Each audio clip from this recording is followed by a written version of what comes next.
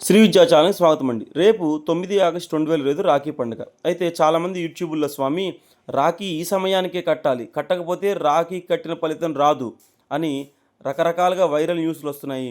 అసలు రాఖీ ఏ సమయానికి కట్టాలి? రాఖీ పండుగ విశేషత ఏమిటి? ఎలా జరుపుకోవాలని అడుగుతున్నారు. చక్కగా ఈ వీడియోలో గమనించండి. అన్నీ దీంట్లో రాబోతున్నాయి. అలానే సబ్స్క్రైబ్ చేసి, షేర్ చేసి, లైక్ చేయండి. అందరికీ ఫార్వర్డ్ చేసి మన సనాతన ధర్మాన్ని కాపాడండి. అసలు ఈ రక్షాబంధన్ అనేది మనకి శ్రావణ పౌర్ణమి రోజు చేసుకోవడం విశేషం.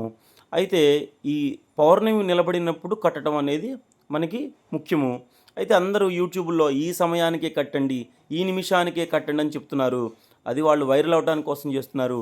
మీరు అలా ఏం అక్కర్లేదు. చక్కగా ఉదయాన్నే లేచి చక్కగా మీరు ఇంట్లో పూజాధికాలు అయిపోగానే మీ యొక్క అన్నయ్యకి కానీ, తమ్ముడికి గానీ చక్కగా బొట్టు పెట్టి కుదిరితే చక్కగా అతనికి ఒక స్వీట్ మీ చేతితో తీసుకెళ్ళి స్వయంగా చేసి స్వీట్ తినిపించి, పెద్దవాడైతే చక్కగా అక్షింతలు ఇచ్చి ఆశీర్వచనం తీసుకోండి. చిన్నవాడైతే మీరు ఆశీస్సులు ఇవ్వండి. ఇలా చేయటం వల్ల మీ అన్నయ్య లేకపోతే తమ్ముడి యొక్క శుభము, శ్రేయస్సు కోరుకున్న వారు అవుతారు. ఇలా సంవత్సరానికి ఒకసారి మనం జరుపుకోవటం వల్ల వీళ్ళ మధ్య ప్రేమానురాగాలు పెరిగి ఒకరికొకరు సహాయంగా ఉంటూ గుర్తు చేసుకుంటూ మన సనాతన ధర్మం అనేది పెంపొందింపబడుతుంది. అందుకని ప్రతీకగా మనం ఈ రక్షాబంధన్ అనేది చేసుకుంటాము.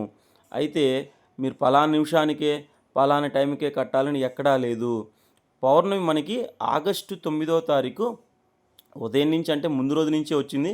అయితే ఉదయం నుంచి ఆగస్టు 9 ఉదయం నుంచి మధ్యాహ్నం 1:30 దాకా, అంటే 5:30 నుంచి 1:30 మధ్యలో ఎప్పుడైనా మీరు రాఖీ కట్టుకోవచ్చు ఆ సమయము.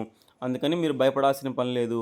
చక్కగా ఆ రోజు ఉదయాన్నే మీరు అన్నీ చూసుకొని చక్కగా వెళ్ళి చేయటం వల్ల సంపూర్ణమైనటువంటి ఫలితం ఉంటుంది. అంతేగాని పలానా నిమిషంలో కట్టాలని లేదు. సబ్స్క్రైబ్ చేయండి, షేర్ చేయండి, ఈ వీడియోని అందరికీ పంపించండి. Thanks for watching.